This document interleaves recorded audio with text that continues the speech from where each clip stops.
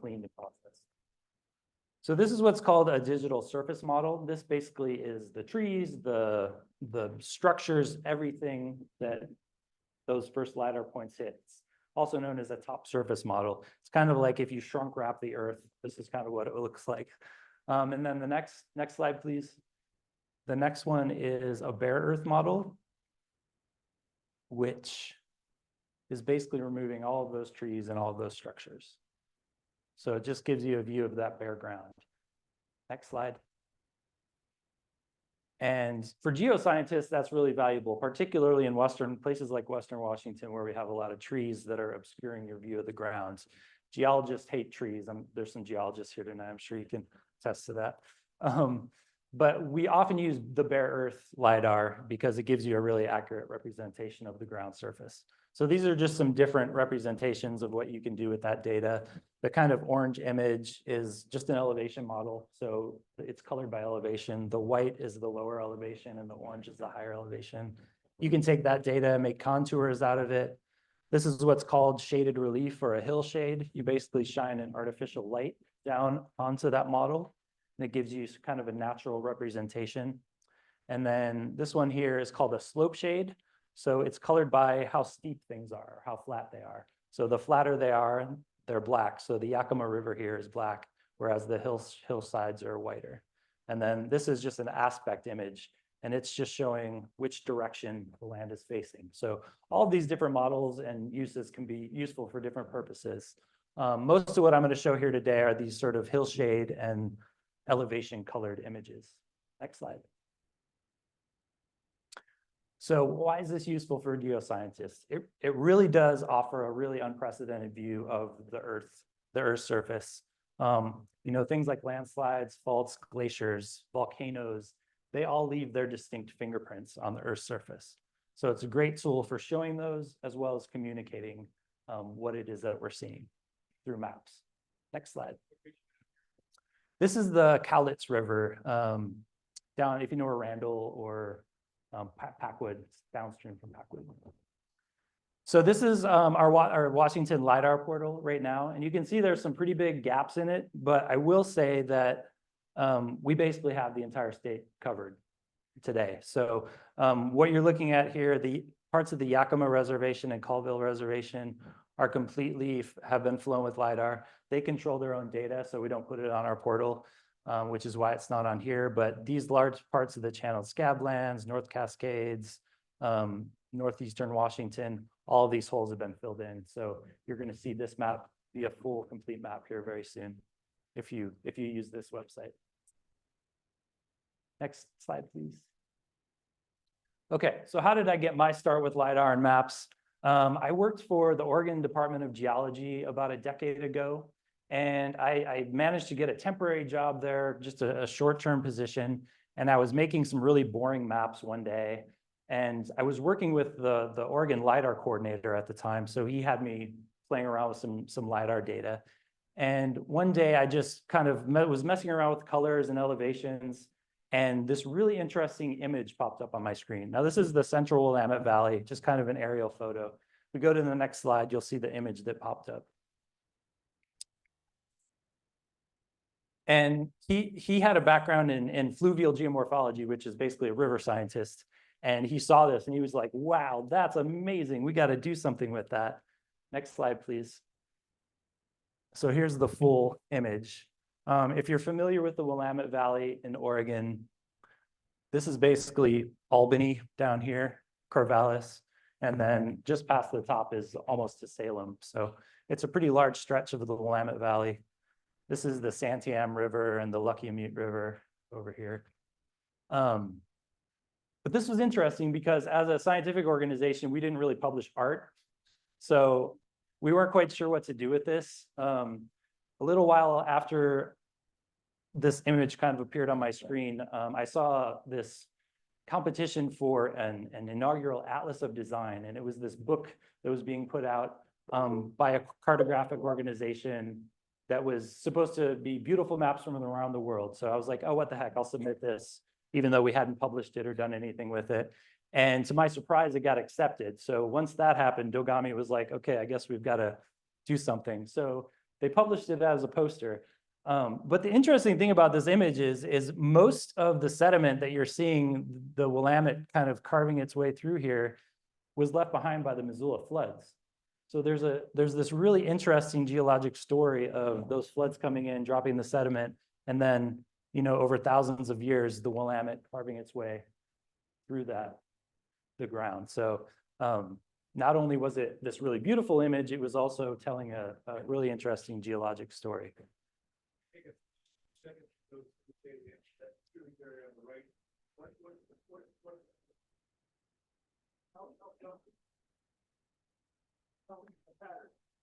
And the repetition. How much time do we have tonight? No. I am probably not the best person to ask that, to be honest. I went to art school, so there's probably some other people here in the crowd that maybe could answer that better. Centuries and centuries and centuries of geologic change. River eroding, deposit eroding, deposit. Right?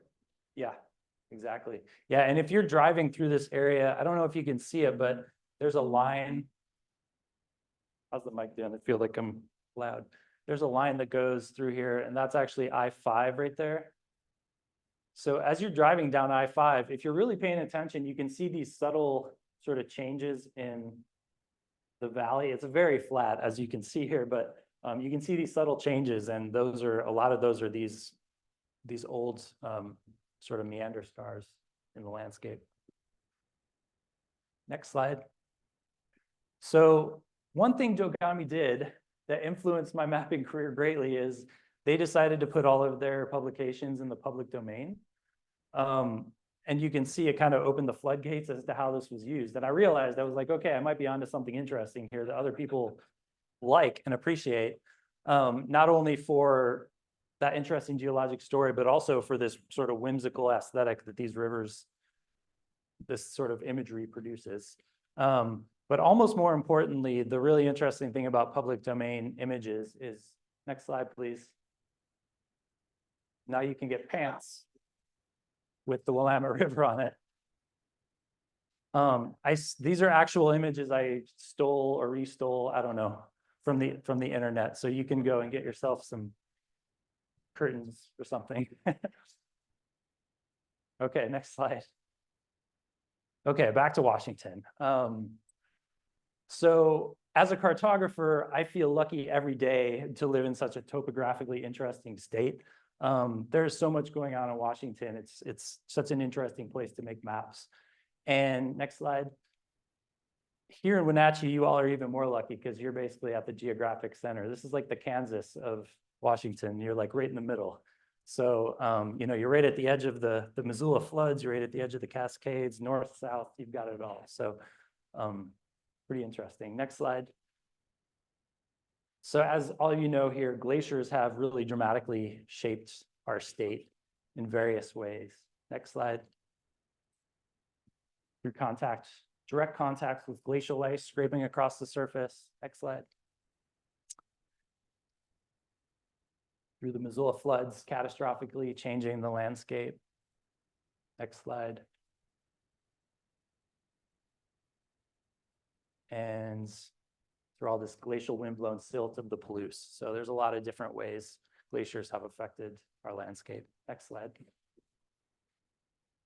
So I live over on the west side of the state, and over there, the Puget Ice Lobe descended into Washington during the last ice age, and it left behind this sort of glorious water island speckled landscape that we get to enjoy over there. This is a view from Mount Erie near Anacortes. Next slide. So this is a great map from the 60s by Alan S. Carey of the US Army Corps, and it's showing the glacial extent of the Puget Lobe. Let's zoom in on the map a little. Next slide. You can see this is kind of a hand-drawn map, nice stipple. I love seeing maps like this, really inspiring. There's where I live, down in Olympia. Next slide. So we kind of took that idea and we're like, okay, let's use that and make some new maps of the Puget Ice Lobe. So this is a map that we that we made kind of in that same vein of sort of hand-drawn aesthetic. Next slide.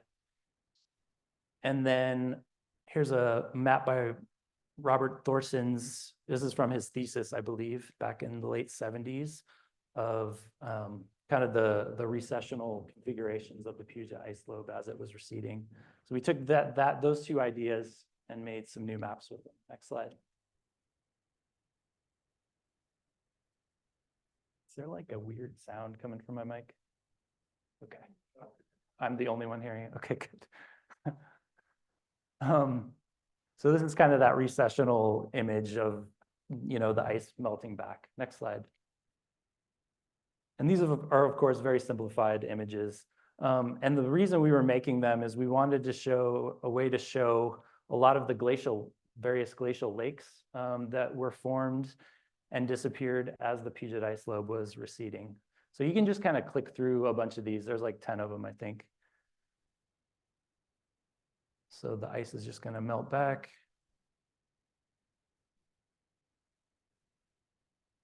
So you can really see how Puget Sound was shaped a lot by the glacial ice. Okay. So I'll just note Lake Washington and Lake Sammamish east of Seattle are both remnants of those larger glacial lakes. But there's a lot of places in Washington where you can see evidence of this. And this is one place where you can see it. This is just north of Shelton, Washington, kind of south of the Hood Canal. Next slide, please. And here's a LiDAR image of that same area. And this is basically a spillover channel from one lake to another.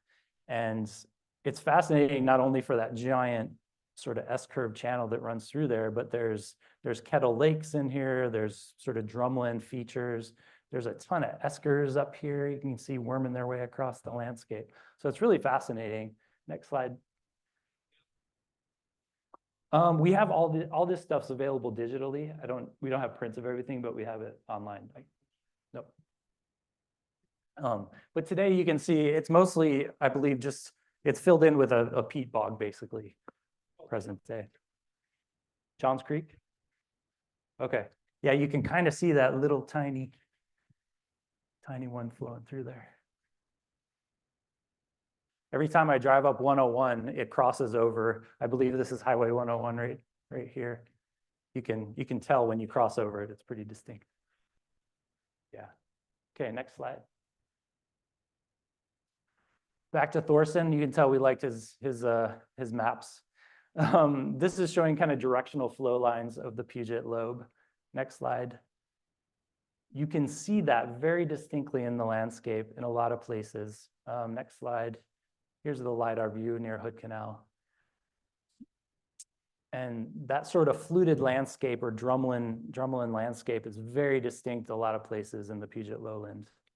And this is a really great example. That last image, by the way, you can kind of see the channel right here. It's from down here. This is the Skokomish River there. Next slide. And you can see, you can't really see it in a photo. I mean, you can if you know what you're looking for, but it's definitely not quite the same. Next slide. So those drumlins are all over the place in the northern US and Canada, anywhere that those continental ice sheets, the Laurentide and Cordilleran ice sheets were. This is an image from British Columbia, kind of northern British Columbia. Next slide. And you can see like north and south of that river, all these beautiful streamlined landforms. Next slide. Oh, there he is again, Robert Thorson. We thought this would make a really great map. This is basically ice elevations of the Puget Ice Lobe, estimated ice elevations. And we converted this into kind of an ice depth map. Next slide. To show kind of approximate elevations or approximate depths of ice in different places throughout the Puget Lowland. So you can see where I lived in Olympia was under about 1,000 feet of ice. So that's a lot of ice. So that's a lot of weight pushing down on the earth. So, in a lot of the Puget Lowland, it actually pushed down the ground. And as it was receding back, a lot of that ground rebounded back up. And there's evidence of that in the landscape as well. Next slide. Particularly in the northern islands of Washington. This is Cattle Point on San Juan Island. You can see a little location map up there. This is a great spot if you haven't been out to San Juan Island. It's nice. There's a lighthouse all the way out on the point out there. Next slide. But there's all this great evidence. You can see these terraces. As that land was kind of lifting back up and sea levels were changing, it created a lot of wave terraces, as well as you can see kind of these shorelines over here. Next slide. There they are highlighted. I apologize for the sand dunes flipping everybody off. I wasn't paying attention when I had that on there. Next slide. And this is actually a photo of Cattle Point, kind of looking back up the peninsula, and you can see those terraces on the land. Next slide. Okay. I live really close to the Maima Mounds, so I go here a lot. If you're not familiar with the Maima Mounds, it's basically an area in the southern Puget Lowland where there's a lot of glacial outwash prairies, and there's all these sort of pimply landscapes. And you have a lot of those out here in this part of Washington, but these ones are pretty distinct to the glacial outwash channel areas in Washington and the prairies. Nobody really has fully figured out why they're there, how they're there. Next slide. There was this young guy named J. Harlan Bretz, though, back in the early 1900s, who was trying to figure out these mysteries before he was figuring out the mysteries of the channeled scablands. And he drew this really interesting map of the Maima Mounds, which I love. One of my coworkers actually took this and made like nice hand cranked prints of these. So everybody's got them on their wall now, but it's pretty neat. Next slide, get a close-up view. But it's a pretty accurate representation. These are 2-foot contours of the mounds. Next slide. This was an early morning drone flight over the Maima Mounds a few years back, pretty dramatic with that fog receding. But you can just see it's a fascinating landscape, and they actually go underneath the trees as well. Next slide. So, you know, gophers, earthquakes, aliens, you name it. There's been lots of theories thrown out for these. Next slide. I'm not going to speculate on it right now, but this is a LiDAR image that gives you a really good idea of their pattern.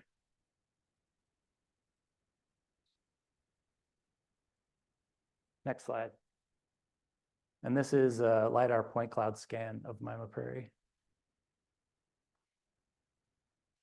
So all these little points are just discrete elevations that were taken. Next slide. So we're going to get back to this map. Actually, go to the next one. We'll zoom in a little bit here. One really interesting aspect of the Puget Lobe is that all those westward flowing rivers basically ran into the ice and then flowed southward toward the Chehalis River Basin. So, you know, 15,000 years ago, the Chehalis was probably more similar to like the Columbia River is today. There was a lot more water flowing through it. And the really neat thing about that is you can see these channels a lot of places. Next slide. And one of those places is just south of Olympia at a place called Violet Prairie. You can see Interstate 5 running across the screen there. Forgot I had a laser pointer. I got to use this. So this is called Scatter Creek. This is kind of the tiny creek that's running through there at present day. Next slide. But a few thousand years ago, this was a huge river spanning the entire width of that prairie.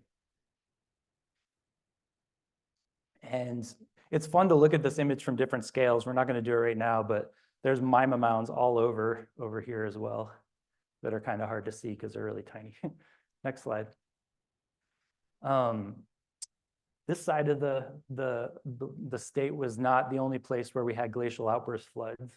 Over in western Washington, there is a place up in Whatcom County that has some glacial flood scars. Next slide. And they're really interesting. I always feel like this image is almost like these two watersheds are being ripped apart. And in many ways, they kind of are. This is actually the Nooksack River and the Sumas River. And this place has had a lot of flooding issues over the years. And the reason part of the reason is because the Nooksack flows west to Bellingham Bay, the Sumas flows north to the Fraser River in Canada. And there's only a few meters of elevation difference in a couple spots between these watersheds. So when the Nooksack floods, it overflows into the Sumas, and then there's flooding coming from the Fraser down, and they drained this big area that used to be a lake up there. So it's a big international flooding mess. And there's actually an international group formed this past year to try to solve some of these flooding issues, but that could be a whole nother talk. So next slide. So there's all these really interesting glacial landforms out there. So I thought, why not make a map of the Puget Lowland that is showing these? Next slide. So here's the Puget Lowland. Next slide. And here's, oh, my slide guide disappeared.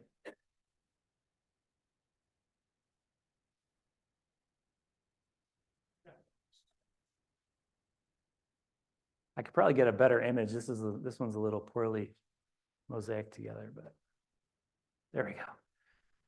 Thanks. So this is the LiDAR image. So basically the blue area is basically the general maximum extent of the Puget ice. Next slide.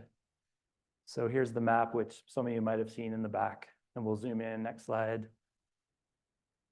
So I wanted to highlight certain things like these channels here or the glacial kettles. I live in Olympia, about right there, and there are glacial kettles all over my neighborhood. It's really interesting to just walk around and think about the giant chunks of ice that were there.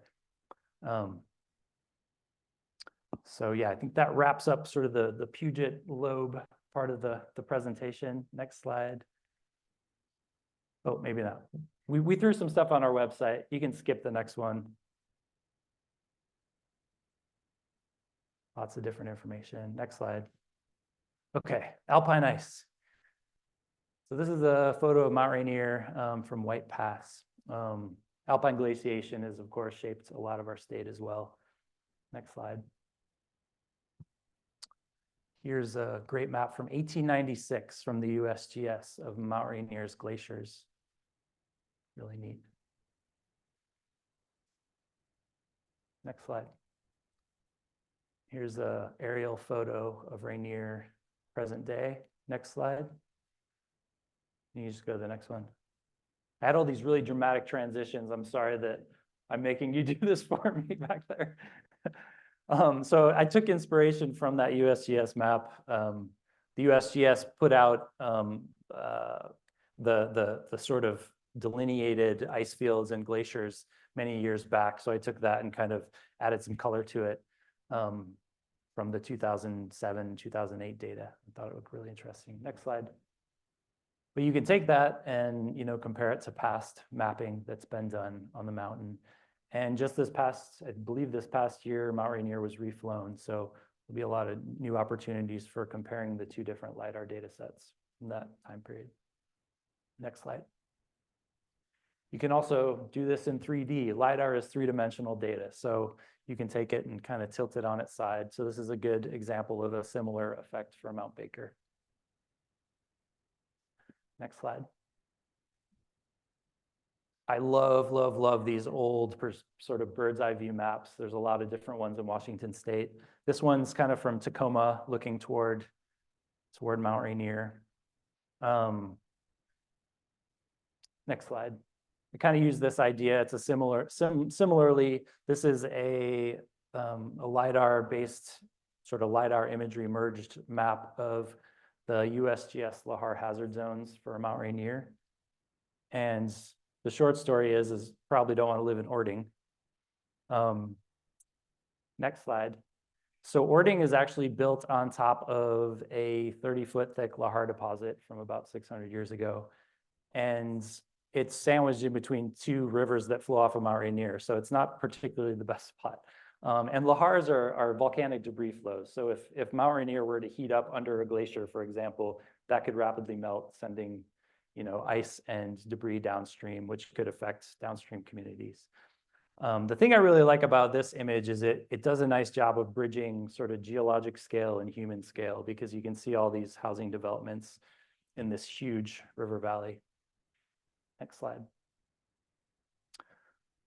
So as if we didn't need a reminder that volcanoes are dangerous, Mount St. Helens reminded us of that 4 decades ago. Here's, I believe this is a photo over Spirit Lake looking towards the glacier capped peak. Next slide, which of course is not the same any longer. Next slide. So here's a pretty dramatic comparison of topo maps from before and after. And this is a very generous mapping of the glaciers on this side too. Next slide. So between, I believe, 2004 and 2008, there was a large dome, a secondary dome that grew inside of Mount St. Helens. And the effect of it was it pushed the newly growing crater glacier sort of down and out, and the great glacier is actually growing as well. So pick one of these images or one side to look at, and just click through like the next 3 until you see a blue glacier. So you can kind of see that growing. Oop. So that last one was the glacier as of 2009, and it's actually grown quite a bit since then. Next slide. And this photo is from 2013, looking down into the crater. You can see that large dome that had grown here, and this is the glacier. You can see some crevasses over here. And it actually wrapped around both sides and then connected again. Next slide. So in 2021, I made a map of Mount St. Helens, one of the maps back there, that featured 5 different ways the mountain has changed over the past 4 decades. And one of the ways it's changed is that crater glacier has grown. So we have this newly developing glacier that is kind of bucking the trend of melting ice. And the main reason for that is it's facing, the direction it's facing, it's very shaded. It gets a lot of insulating rockfall and ashfall that keep it from melting. So it's been growing. But as I was making this map, I wanted to make kind of a perspective view map of the mountain. And I came across these images by D. Molinar, who worked for the USGS. This is from 1980. D. Molinar was a fascinating human being. If you've heard of him or know of him, he just died, I think, in 2020 at the age of 101. But he was a pioneering mountaineer. He was a geologist. He was a painter, as you can see here, and a cartographer. He had many hats. But this and the next image, next slide, are 2 of his creations. So here's kind of the before and after. I thought these were really neat. Next slide. So this is the view I eventually chose of the mountain. Next slide. And here's that final map. We'll zoom in a bit to the crater. Next slide. You can see the glacier has grown quite a bit. All right. You read my mind. Next slide. So, previously glaciated landscapes are, of course, also great to map with LiDAR. This is actually Crowell Ridge, which is in the very northeastern corner of Washington, some of the oldest rocks in Washington, in the Selkirks. And I was trying to make an image of this area one day. I didn't really like how this showed up. These default blue colors showed up on my screen. I was like, I got to get rid of those. But instead of turning off the colors, I turned off the shading. Next slide. And I was like, wow, that looks like an early morning photograph over the mountains. So next slide. I don't think it had a lot of practical purpose, but it looks really cool. So I kind of took this idea and I was like, what other mountain ranges in Washington could we use this on? Next slide. And I'd taken this photo in New Zealand several years back, and that last one kind of reminded me of it. I like this mist coming up from the valleys. Next slide. So I decided to do it with another Washington mountain range. Anybody know what range this is? Nope. Recognize that mountain right there? Stewart, yeah. It's the Stewart Range in the Enchantments. Next slide. I was like, let's make the sunrise. Next slide. Next slide. And make a map out of it. Point out some peaks. So that was kind of a fun little side project. We're, of course, not too far from Lake Chelan, a little bit smoky these days. Next slide. So I wanted to make a map of Lake Chelan many years ago, and I came across this nice sort of profile of the bathymetry in Lake Chelan, which, of course, has been recollected recently. So I know we had a presentation here a little bit ago about that, but I haven't seen the data yet, so I'm really excited to see that new data. But I kind of use this Department of Ecology publication as kind of the base of an idea. Next slide. And made another profile depth. Wanted something relatable to see how deep it was. So it's 2.5 space needles deep, in case anyone's wondering. I don't know how that plays over here on this side of the mountain, but you know. And this was, we put this on a map of Lake Chelan. Next slide.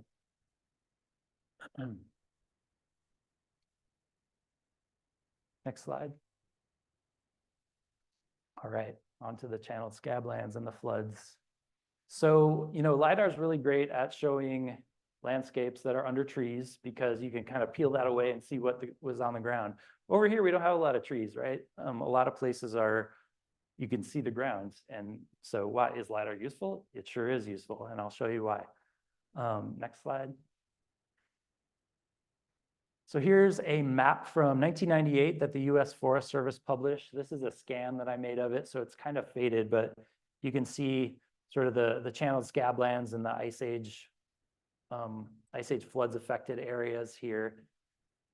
Next slide. Some industrious soul took that map and digitized all of those features. And I believe that was probably used for this map. Somebody may know here. That was put out by Eastern Washington University a few years back, which is awesome. Next slide. So we managed to get our hands on that data set from the Washington State Parks, and it's really intricately detailed. So we made this map of the Ice Age Floods Trail in 2016 for, I think, Earth Science Week. There was something I was going to say. What was it? I forget. Next slide. So we took that map and we made this narrative back then called Washington's Ice Age Floods. I was supposed to come talk about this in 2018, but there was a big snowstorm and I didn't want to drive my crappy car through the mountains, so I didn't come. So I'm back. This is what I was going to talk about then. But we created this narrative, next slide, that kind of follows the Ice Age floods, the story of it from Brett's, starting in Montana and going all the way to the ocean. So you can see this map here of the sort of the sites along the Ice Age Floods National Geologic Trail. Next slide.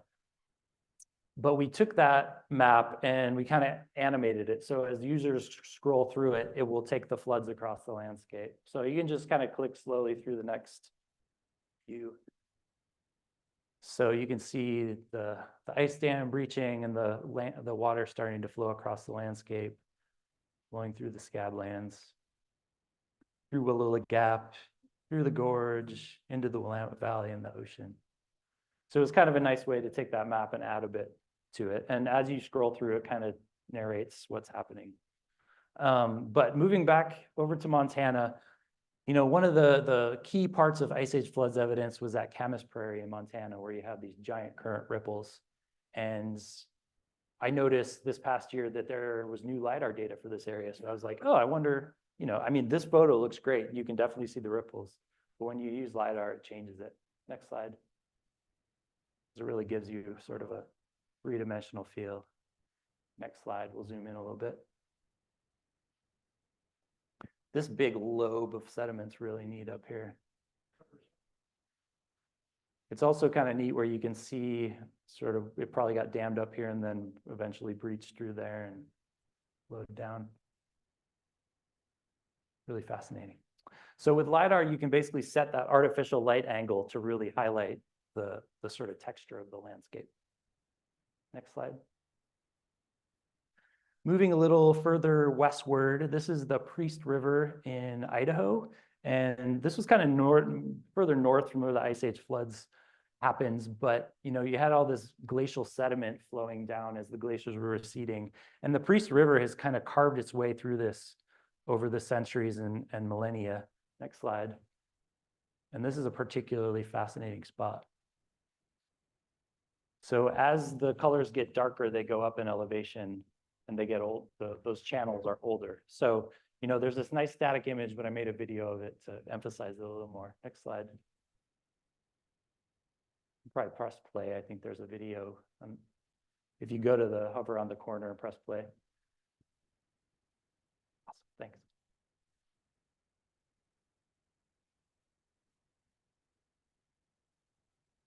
So as they radiate out, the channels are older. It might be loud.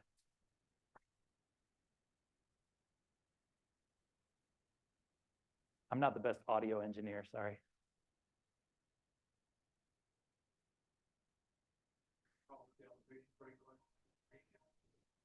I don't. I could look that up for you though. North is actually this way. Yeah, thanks.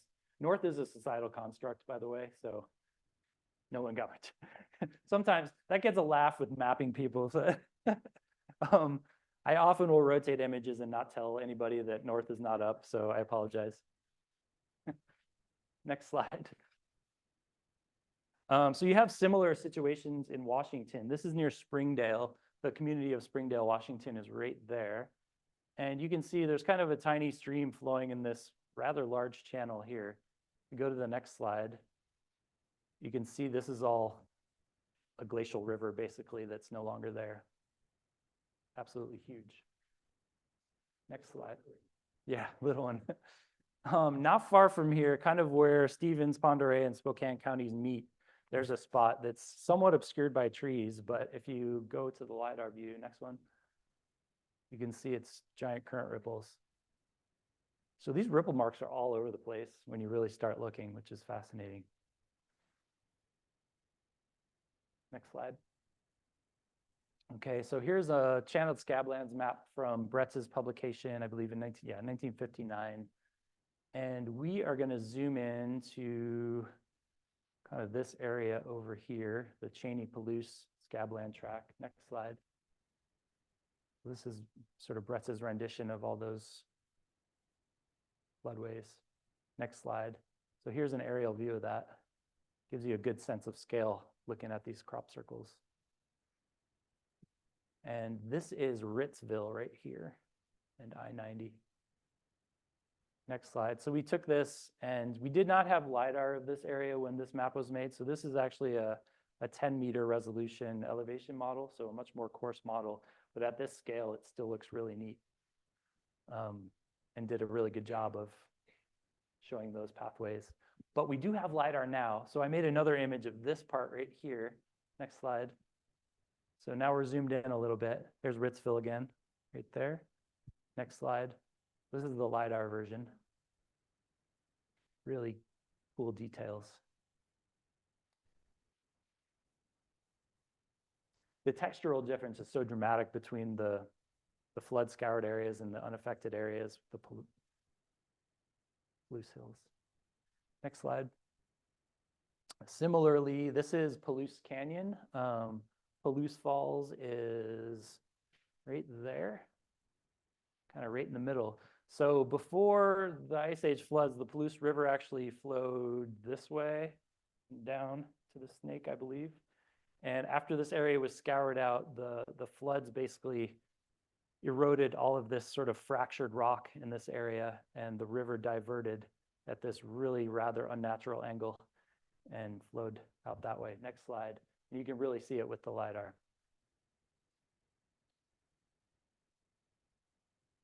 And again, that textural difference between this and this is really dramatic.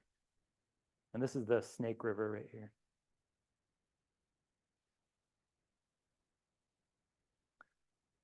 Similarly, this is kind of in the middle of Moses Coulee, the Three Devils area. I was talking to somebody about this farm right here, I believe, earlier tonight.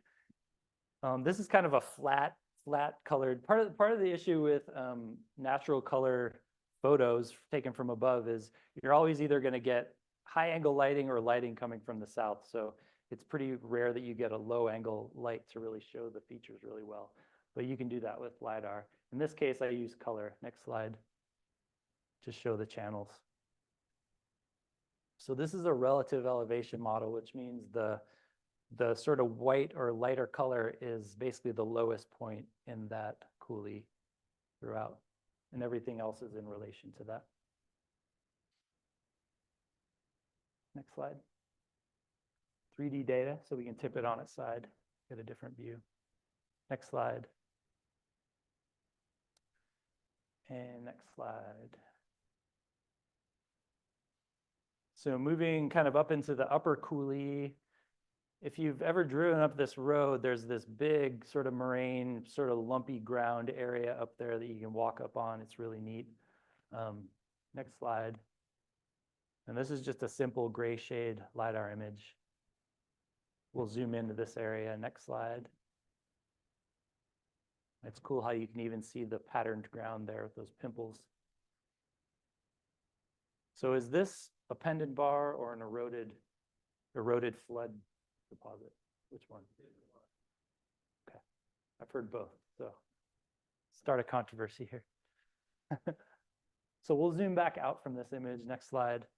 So this is kind of a larger area. You can see the Withrow moraine area is kind of a different texture and color through here. This is Jameson Lake. And the area we were just looking at is right here. Next slide. We now have LiDAR for this area, and it's amazing. You can't see all the detail because this is kind of zoomed out, but when it comes out, I highly encourage you to check it out because all of these features out here, there's tiny moraines and eskers and all sorts of things happening. Next slide. And based on kind of the landforms, this is about the extent of the Okanagan ice lobe.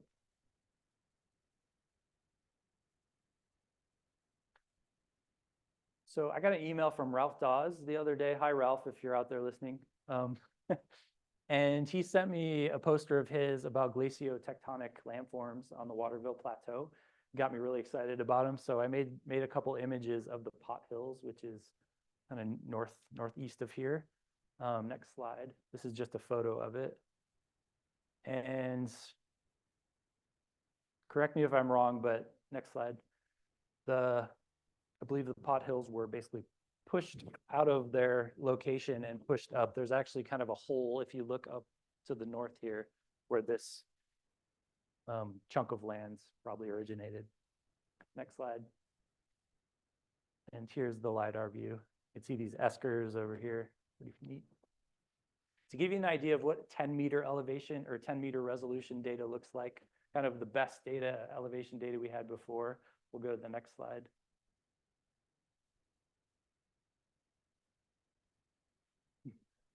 Ooh. So you can see why people get excited about LiDAR. It's like putting on glasses. Next slide. Oh, there's my glasses. I feel better again. You can see. Next slide. Okay, moving over to West Bar. Next slide. This feature boggles my mind every time I see it. So again, we have sort of high angle lighting. You can kind of see the ripples here, but with LiDAR, it's just so much better. Next slide. Just by lowering that angle. We'll zoom in a bit. Next slide. Really fascinating. All right. Next slide. So zooming out, I know these colors are a little crazy, I know, but West Bar again over here. Potholes coulee. This also boggles my mind that you have these gigantic flood features right next to each other, but they were created from water coming in different directions. Really amazing. Next slide. So here's an oblique view of Potholes coulee, looking at it from a plane. Next slide. So I believe this was the topo map that Brett's looked at when he was a science teacher in Seattle in the early 1900s that sort of piqued his interest about the channeled scablands. And if you were to see the rest of this map, it's the Quincy Basin. It's basically a flat topographic map that's really boring over here. But then you get over here and there's this, what is this? Where did this come from? And there was no real good explanation for how that got there or why this interesting feature was on the landscape. Next slide. If only he had had lidar data. I don't know if that would have helped, but.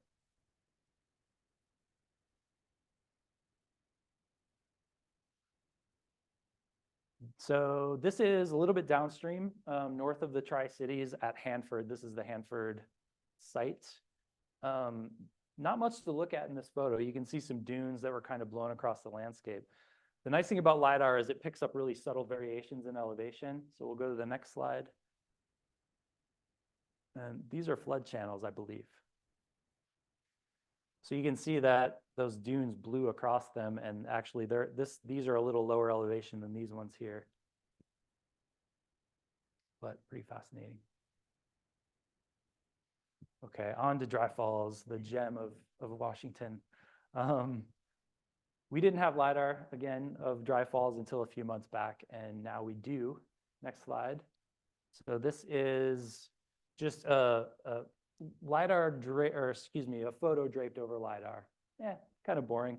It's okay to look at, it's neat. But when you add lidar shading, next slide, it really brings out the details. So this is going to be our next map. We're going to make a map kind of similar to that Mount St. Helens map, pointing out different features on Dry Falls. Okay, so the water flowed over Dry Falls, down through the lower Grand Coulee, and then out here onto this large flat area, creating the Ephrata Fan. So this is Moses Lake down here, Ephrata, Potholes Reservoir, if you're familiar with those locations. Next slide, we're going to turn it on its side to maximize our real estate. And go see the lidar view. Next slide. I think it's like 15 miles across here. Really fascinating. So this area up here is Drumheller Channels. So we're going to go there next. Next slide. And this is a much closer crop scale. Here's an aerial view. Next one. I think part of the thing I really like about lidar in these more arid areas where there's not a lot of trees is it removes kind of the visual noise from the landscape. You've got all the agriculture happening over here. You've got, different textures of the land over here, and lidar kind of smooths that out and lets you just look at the shape of the earth. So next one. And this is one of the best examples, I think, of that.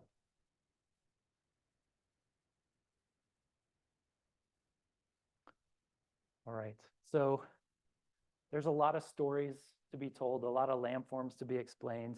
The Washington Geological Survey recently hired Joel Gumbiner, who is a brilliant earth scientist, and really lucky to have him to work with. And him and I kind of hatched a plan to make an atlas of geomorphology of Washington, kind of a lidar-based idea. So it's going to be a lot of work. So maybe in a decade we can come back and talk about that. But these are a bunch of some images you've seen, some you haven't.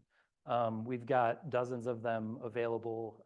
We have a Flickr page that has all these on there, along with a bunch of other stuff. So I'll probably share some links with Ken at some point that he can share with your group. But yeah, I'm excited about it. I'm excited to live here. I'm excited to talk about it. I'm excited to show these things. So next slide. Well, obligatory data sources. Next one. I think that is all I have. This is my info. Don't hesitate to get a hold of me if you have questions.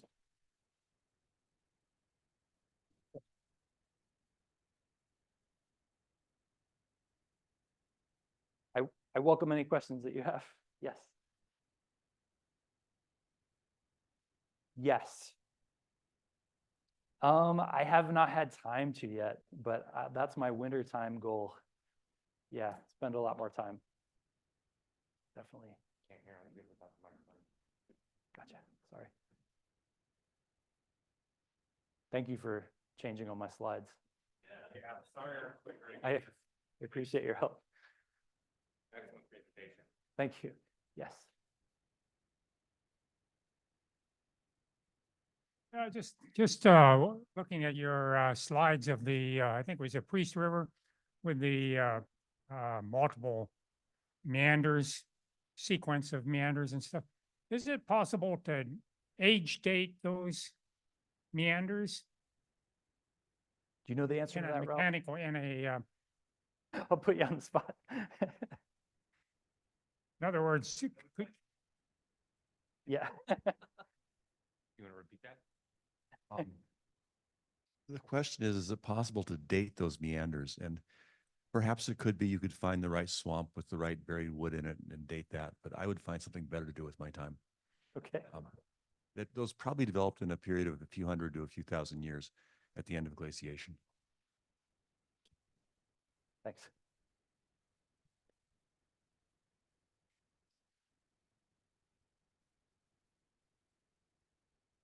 All right, take the rest of the map zone, please.